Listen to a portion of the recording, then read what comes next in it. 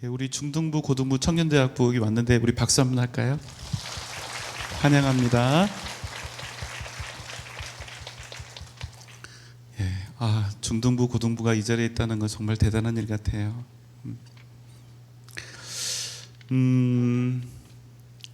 여러분, 노예들이 있잖아요. 노예들한테 절대로 주어서는 안 될 것들이 있는데 뭐가 있을까요? 무기를 주면 안 됩니다. 노예들의 그 손에 무기를 쥐어주면 노예는 더 이상 노예가 아니라 반란군이 됩니다. 또 노예들에게 주어서는 안 되는 능력이 있습니다. 그들을 군사로 훈련시키는 겁니다. 군사로서의 능력을 절대 주면 안 됩니다. 부려먹어야 하니까 최소한의 근력은 남겨두되 어떻게든 그 마음이 무력하게 해야 합니다. 그래서 그 무력한 마음이 계속해서 유지되게 만들어서 완전히 주인에게 복종하는 그런 기계를 만들어야 합니다. 이걸 매우 잘한 사람들이 있습니다. 누가 잘했냐면 애굽 사람들이 이것을 너무 잘한 거예요. 얼마나 그 일을 지혜롭게 잘했는지 무려 430년 동안이나 이스라엘 백성들은 아무런 군소리 없이 종살이를 아주 성공적으로 성실하게 해온 겁니다. 심지어는 이제 자기들이 노예인 줄도 몰라요. 천생 노예들이 된 것입니다. 어느 정도입니까? 나중에 모세가 그들을 해방시키기 위해서 오지요. 자유를 얻게 해준다고 해도 됐다는 거예요. 왜 그렇죠? 모세 너 때문에 우리가 얻어맞게 되었다는 겁니다. 하나님 때문에, 널 보내신 하나님 때문에 우리가 지푸라기도 없이 더 많은 벽돌을 만들어내라 이렇게 해서 우리가 살기가 힘들게 되었다는 겁니다. 이렇게 우리 삶이 힘들어지느니 차라리 노예로 살겠다는 것입니다. 그리고 여러분, 모세와 아론을 아주 죽일 듯 하지 않았습니까? 그런데도 여러분, 놀라운 사실은 하나님께서 그들을 그래도 포기하지 않으셨다는 거예요. 마침내 그냥 이 노예 근성에 푹 찌들어 있는 이 이스라엘 히브리 노예들을 말이죠, 10가지 재앙으로 구원하신 것입니다. 그리고 하나님께서 그들로 하여금 애굽을 떠나 행군을 시작할 때, 광야를 향해 나가게 하실 때 그들에게 완전히 새로운 이름 하나를 붙여주셨습니다. 출애굽기 12장 41절입니다. 430년이 끝나는 그날에 여호와의 군대가 다 애굽 땅에서 나왔은즉. 이 히브리 노예들에게 하나님께서 새로이 붙여주신 이름은 바로 여호와의 군대라는 이름이었습니다. 너희는 이제가 노예가 아니라, 더 이상 너희는 노예가 아니라 군대라는 겁니다. 지금까지는 인간 왕의 지배를 받았고 세상의 통치를 받으며 살았지만 이제부터는 아니라는 거예요. 이제는 누구의 무엇입니까? 이제부터는 너희가 세상의 지배를 받는 자들이 아니라 살아계신 하나님의 군사가 되었다는 것입니다. 하지만 여러분, 문제가 있어요. 어느 날 신분이 바뀌었다고 해서 400년 동안 그들을 지배하고 있었던 이 근성이 바뀌었을까요? 아니요, 안 바뀝니다. 아무리 그들의 이름이 여호와의 군대로 바뀌었다 할지라도 그들은 여전히 뼛속까지 아주 노예일 뿐입니다. 자, 이 때문에 이제 이들에게 문제가 생깁니다. 이름은 군대죠. 뭐가 군대입니까? 전쟁을 치르니까 군대 아닙니까? 그런데 여전히 노예에 불과한 이스라엘 백성들이 이제 어쩔 수 없이 군대가 되었기 때문에 이제 전쟁을 치러야 했다는 것입니다. 여러분, 가나안 땅이 그냥 비어있는 땅이 아닙니다. 그 젖과 꿀이 흐르는 그 땅에 이미 이스라엘과는 비교조차 할 수 없는 아주 강한 민족들이 너무나 많은 숫자가 이미 큰 문화적인 성장을 이룬 상태에서 엄청난 무기를 가지고 무장하고 그렇게 살아가고 있는 거예요. 여러분, 430년 동안 노예했던 사람들이 어떻게 전쟁을 치를 수가 있겠습니까? 이 무능력한 이스라엘 백성들이, 이 히브리 노예들이 얼마나 전쟁을 피하고 싶었을까요? 얼마나 무섭고 두려웠을까요? 하지만 여러분, 이제는 어쩔 수가 없습니다. 이제 돌아갈 곳이 없는 거예요. 참 암담했겠지요. 자, 이런 상황 속에서 이제 오늘 본문이에요. 이런 상황 속에 있는 이스라엘 백성들에게 아말렉 군사들이 쳐들어온 겁니다. 그런데 여러분, 이 전쟁이 어떤 전쟁인 줄 아십니까? 노예였던 이스라엘이 난생 처음으로 치르는 전쟁입니다. 지금까지 노예짓만 하느라고 한 번도 전쟁을 치러본 적이 없는 거예요. 최초의 전쟁입니다. 출애굽기 17장 8절의 말씀입니다. 그때 아말렉이 와서 이스라엘과 르비딤에서 싸우니라. 먼저 오늘 본문은 이렇게 시작이 됩니다. 그때가 어느 때일까요? 바로 앞에 있는 내용은 이스라엘 백성들이 반석에서 난 물을 마시고 그곳의 이름을 무리바라고 불렀을 때에 그때를 말합니다. 그들이 마실 물이 없었을 때, 모세, 네가 어찌하여 우리를 애굽에서 인도해 내어서 이렇게 광야에서 우리와 우리의 자녀들과 우리의 가축들이 함께 이렇게 죽도록 하느냐, 이렇게 막 원망할 때입니다. 어느 정도로 그래서 모세와 아론이 위험했냐면요, 4절 말씀입니다.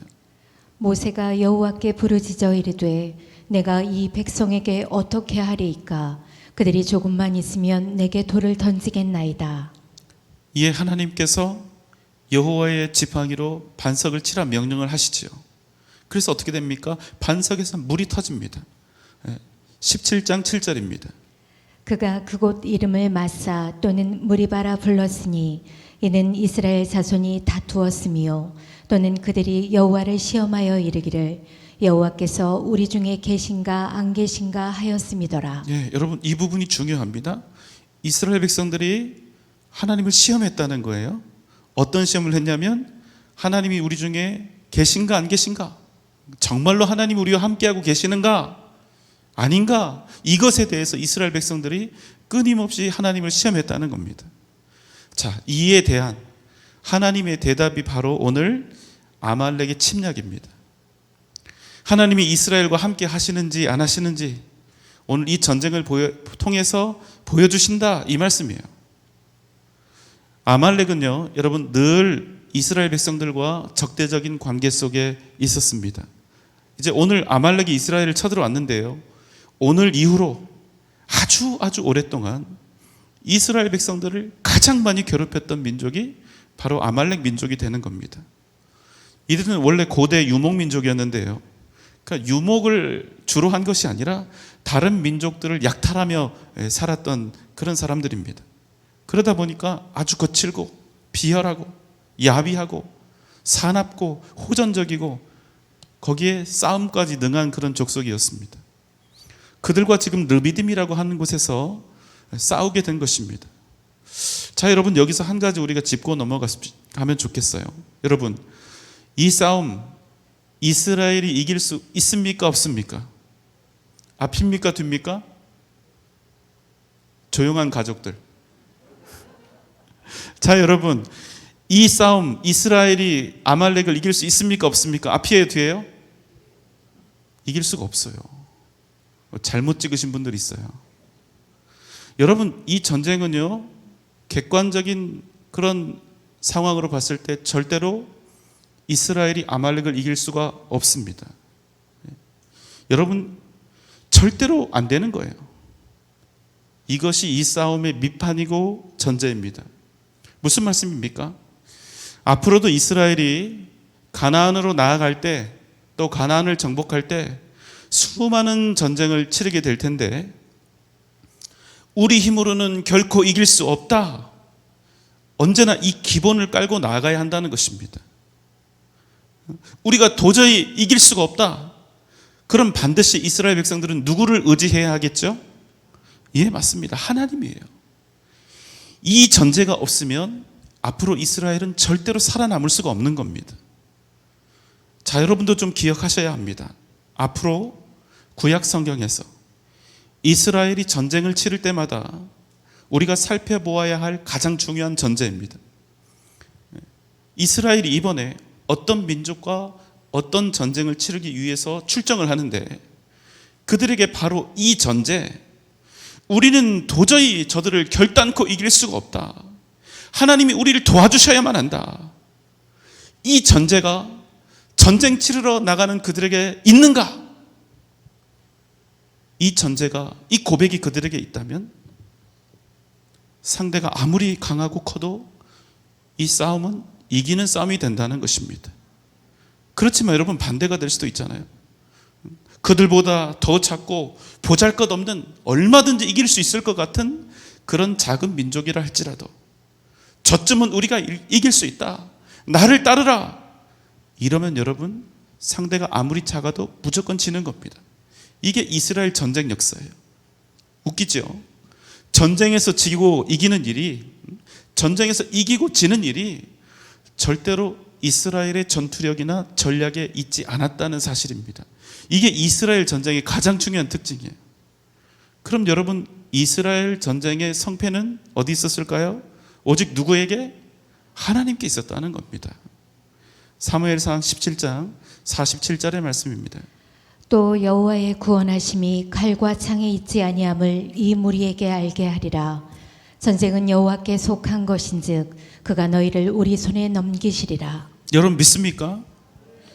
우리가 이 사실을 온전히 인정할 때, 이 전쟁뿐만 아니라 우리의 삶에서 인정할 때 우리 삶에 진정한 승리와 영광이 있을 줄 믿습니다. 9절 말씀입니다. 모세가 여호수아에게 이르되 우리를 위하여 사람들을 택하여 나가서 아말렉과 싸우라. 내일 내가 하나님의 지팡이를 손에 잡고 산 꼭대기에 서리라. 모세가 여호수아에게 말합니다. 우리를 위해서 너는 사람들을 택해서 아말렉과 나아가 싸우라. 나는 내일 하나님의 지팡이를 손에 잡고 산 꼭대기에 서리라. 그런데 여러분, 왜 굳이 모세는 이 중요한 전쟁의 시점에서 산 꼭대기에 서리라 이렇게 이야기를 하고 있습니까? 이제 중요한 전제가 나오는 거예요. 자기들 힘으로는, 자기들 능력으로는 절대로 이길 수 있는 싸움이 아니라는 사실을 너무나 잘 알고 있었던 것입니다. 여러분, 이게 모든 싸움의 전제라고 그렇게 말씀을 드렸죠. 그럼 여러분, 모세가 이것을 알고 이 고백대로 지금 하려고 하는 거예요. 여러분, 그럼 이번 전쟁은 이기는 전쟁입니까? 지는 전쟁입니까? 앞입니까? 뒤입니까? 앞이죠. 볼 것도 없이 이기는 전쟁입니다. 계속 잘못 찍는 분들이 계세요. 만약 지는 것처럼 보인다 할지라도 결국에는 반드시 승리로 바뀌는 그런 전쟁이 된다는 것입니다. 왜? 전제가 정확하니까, 전제가 옳으니까. 그래서 오늘은 이스라엘 백성들이 이 진리를 확인하는 날입니다. 여호와께서 우리 중에 계신가 안 계신가, 이것에 대해서 하나님이 답하시는 거예요. 10절 말씀입니다. 여호수아가 모세의 말대로 행하여 아말렉과 싸우고 모세와 아론과 훌은 산 꼭대기에 올라가서 모세가 손을 들면 이스라엘이 이기고 손을 내리면 아말렉이 이기더니.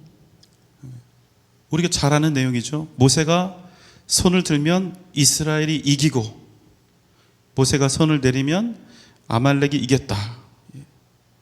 지금 산 밑에서는 어떤 일이 벌어지고 있습니까? 산 밑에서는 지금 여호수아와 백성들이 피를 흘리며 아말렉과 치열하게 싸우고 있습니다. 그런데 여러분, 놀랍게도 이 전쟁의 승패가 산 밑 전쟁터에서 결정된 것이 아니라 산 위에서 결정되고 있다는 거예요. 이 본문을 가지고 아마 여러분 수도 없이 설교를 들으셨을 거예요. 정말 많은 분들이 설교를 합니다. 그런데 여러분, 오해들이 좀 있는 것 같습니다. 적지 않은 분들이 이 본문을 가지고 이렇게 설교를 하는데요. 모세가 손을 들면 이겼다. 그런데 보통 이 부분을 모세가 산 위에서 기도하면 이스라엘이 이기고, 기도를 멈추면 이스라엘이 지고 아말렉이 이기고, 그러니까 메시지는 어떻게 되냐면 기도를 멈추지 말자 이렇게 하는데요. 여러분, 뭐 의미상으로나 목회적인 측면에서는 나쁘지 않은 이해이고 또 나름 좋은 적용이라고 생각을 합니다.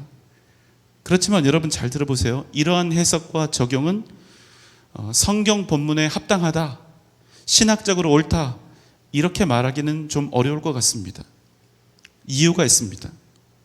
모세가 산 위에서 손을 든 것을 그냥 모세가 기도했다 이렇게 이해하면 상당히 곤란한 상황이 생기기 때문입니다.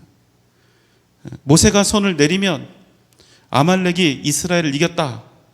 이것은 모세가 산 위에서 하나님께 드리는 기도를 멈추었기 때문이다. 여러분, 이게 맞는 말일까요? 모세가 하나님께 기도할 때는 이스라엘이 이겼는데 모세가 기도를 멈추니까 아말렉이 이기게 되었다는 겁니다. 여러분, 이게 맞을까요? 모세가 자기 손을 하늘을 향해서 든 행동을 그저 기도하면 이기고 기도를 멈추면 지고 이런 식으로 해석하면 곤란하다는 거예요. 그럼 여러분, 어떤 상황이 되냐면 지금 이 산 밑에서는 모세와 그의 형제들이 목숨을 걸고 전투를 하고 있는데 모세는 피가 튀고 있는 이 전장이 훤히 내려다 보이는 높은 산 위에서 기도하다가 힘들어서 기도를 멈춰버렸다. 모세가 기도를 멈추니까, 모세가 힘들어서 기도를 멈추니까 아말렉이 이기더라. 여러분, 이렇게 되는 겁니다. 그럼 여러분, 모세가 어떤 사람이 되는 줄 아세요? 지도자로서 형편이 없어요. 아주 무책임한 사람이 되는 겁니다. 밑에서 목숨 걸고 자기 식구들이 싸우고 있는데 힘들다고 기도를 안 하는 사람이 된다니까요. 이 손을 기도로 생각을 한다면 옳지 않습니다. 모세는 산 위에서 계속 기도했습니다. 손을 올리고 있을 때뿐 아니라 손이 피곤하고 아파서 내려야 했을 때도 그는 끊임없이 기도하고 있었습니다. 자기 형제들이 밑에서 지금 죽어가고 있는데요. 여러분, 최소한 모세는 밑에서 자기 식구들이 생사를 건 싸움을 하고 있는데 자기 힘들다고 기도를 멈출 그런 사람은 절대로 아니라는 것입니다. 만약에 그 정도도 안 되는 사람이었고 그 정도의 영성도 안 되는 사람이었다면, 그 정도의 책임감도 안 되는 사람이었다면 어떻게 패역하고 목이 곧은 이스라엘을 그럼에도 불구하고 40년 동안이나 이끌어갈 수 있었겠어요? 그렇지만 여러분, 한 가지는 분명합니다. 이스라엘이 산 밑에서 벌이고 있는 전쟁의 승패는 산 위 모세의 손에 달려 있었다는 사실입니다. 이건 성경에 나와 있으니까 이건 아주 분명한 팩트입니다. 유추해 볼 필요가 없는 팩트예요. 이 부분에 대해서 그 다음 구절에 딴 생각 못하게 아예 쐐기를 박아 놓았습니다. 12절 13절입니다. 모세의 팔이 피곤함에 그들이 돌을 가져다가 모세의 아래에 놓아 그가 그 위에 앉게 하고 아론과 훌이 한 사람은 이쪽에서 한 사람은 저쪽에서 모세의 손을 붙들어 올렸더니 그 손이 해가 지도록 내려오지 아니한지라. 여호수아가 칼날로 아말렉과 그 백성을 쳐서 무찌르니라. 결국 무슨 말씀입니까? 오늘 본문 말씀을 이 모세의 손 들고 내리고 하는 것을 최대한 영적으로 해석하고 싶은데 어쩔 수 없이 결론은 이렇게 된다는 겁니다. 전쟁의 승패는 모세의 손에 달려 있었다. 그럼 이게 뭐냐는 거예요, 여러분. 모세가 지금 하늘을 향해서 손을 들고 있는 그 행동이 의미하는 그 바가, 그 의미가 도대체 뭐냐는 겁니다. 저도 하나님이 안 믿어질 때가 있었습니다. 도저히 믿음이 안 생길 때가 있었습니다. 그랬던 시간이, 하나님이 믿어지지 않아서 또 하나님을 부인하고 싶었던 그 시간이, 그 갈등과 고뇌의 시간이 무려 27살이 될 때까지 계속되었습니다. 짧지 않은 시간 동안 거의 억지로 교회에 나갔습니다. 그런데 제 딴에는 교회에 나갈 때마다 참 이상한 광경을 보았던 거죠. 어떤 사람들은 찬송을 부를 때 아무것도 없는 이 허공에 손을 뻗습니다. 어떤 사람들은 기도할 때 무엇 하나 잡히지 않는 이 하늘을 향해서 두 손을 들었습니다. 처음에는 이 모습을 보고 이렇게 생각을 했습니다. 저 사람들은 찬송이나 기도에 엄청 도취가 되어 있는 사람들인가 보다. 뭐가 좋아서 저러고 있는지, 사람들 보기에 민망하지 않을까? 난 이해가 되지 않는다. 왜 저러고 있지? 찬송을 부르고 기도를 할 때 저래야 꼭 뭐가 되나? 이런 생각이 든 거예요. 그런데 여러분, 제가 주님을 만나고 제가 십자가를 경험하게 되니까 저 자신도 모르게 주님을 향해서 이렇게 들 수밖에 없었던 이 손의 의미를 제가 알게 된 것입니다. 나를 좀 잡아달라고. 하나님이 내 손을 붙잡아 주시지 않으면 나는 아무것도 아니라고. 주님이 이 손을 잡아 주셔야 내가 살 수 있다고. 무엇입니까? 주님을 향한 완전한 항복, 주님을 향한 완전한 맡김. 여러분, 멋있어 보이려고 손 드는 거 아닙니다. 단지 은혜 받겠다고 손 드는 거 아닙니다. 왜 우리는 시시때때로 하나님 앞에 이렇게 손을 들고 나아갈 수밖에 없습니까? 그것은 하나님께 항복하는 것입니다. 내 인생이, 내가 하나님께 항복한 인생인 것을 두 손 들어서 철저히 고백하는 것입니다. 여러분, 잊지 마십시오. 이스라엘이 아말렉을 이긴 것은 단지 모세가 산 위에서 기도했기 때문이 아니라 하나님 앞에 항복하고 이스라엘의 생명을 온전히 주님께 맡겨드렸기 때문입니다. 15절 16절 말씀입니다. 모세가 제단을 쌓고 그 이름을 여호와 니시라 하고 이르되 여호와께서 맹세하시기를 여호와가 아말렉과 더불어 대대로 싸우리라 하셨다 하였더라. 그래서 여러분, 여호와 니시가 되는 것입니다. 여호와는 나의 깃발이시다. 여호와는 나의 승리시다. 여러분, 믿습니까? 하나님은요, 당신께서 이스라엘 중에 그들 가운데 계심을 이렇게 증명하셨던 것입니다. 제가 말씀 서두에 이스라엘이 전쟁할 때 아주 중요한, 가장 중요한 근본적인 전제가 있다고 말씀을 드렸죠. 뭐였습니까? 우리는 결코 이 싸움에서 이길 수 없습니다. 하나님이 내 손을 잡아주시고 나를 도와주셔야 합니다. 우리와 함께 하셔야 합니다.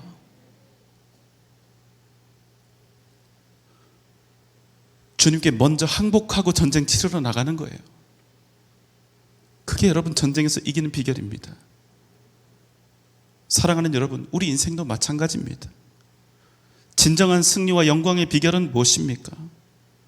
그냥 하나님 앞에서 열심히 뭔가 하면 되나요? 하나님 앞에서 대단한 공로들을 쌓으면 될까요? 아니요. 하나님 앞에서 내가 진정으로 항복했는가? 나는 정말로 하나님 앞에 항복한 인생인가? 그냥 겉모습만 항복한 거 아니라, 내 입술로만 그런 것이 아니라 내 진심을 다하여, 내 중심을 다하여 하나님 앞에 항복하며 나아가고 있는가? 우리 인생의 승리는 바로 여기 있다는 사실입니다. 우리가 하나님 앞에 항복하며 두 손 들고 나아갈 때 하나님께서 반드시 여러분의 승리의 깃발, 위대한 하나님의 능력, 하나님의 역사하심으로 동행하게 되실 줄 믿습니다. 오늘 이 밤 기도할 때, 주님, 내가 주님 앞에 온전히 항복하며 나아가게 하여 주옵소서. 이제 내가 주님 앞에 두 손 다 들고 두 발 다 들고 항복하며 주님 앞에 나아갑니다. 내 중심이 주님 앞에 꺾이게 하시고 내 진심이 주님 앞에 항복하게 하여 주옵소서. 주님이 아니 계시면 내 인생이 아무런 의미가 없고 아무런 가치 없음을 고백하며 진실로 온전히 주님 앞에 항복하며 나아가는 이 복된 밤이 되게 하여 주시옵소서. 오늘 이 밤 주님 앞에 두 손 들고 항복하며 살아계신 주님 만나는, 그리고 주님의 그 놀라우신 은혜와 역사하심을 경험하는 복된 은혜가 저와 여러분 가운데 넘쳐나시기를 주님의 이름으로 축원합니다.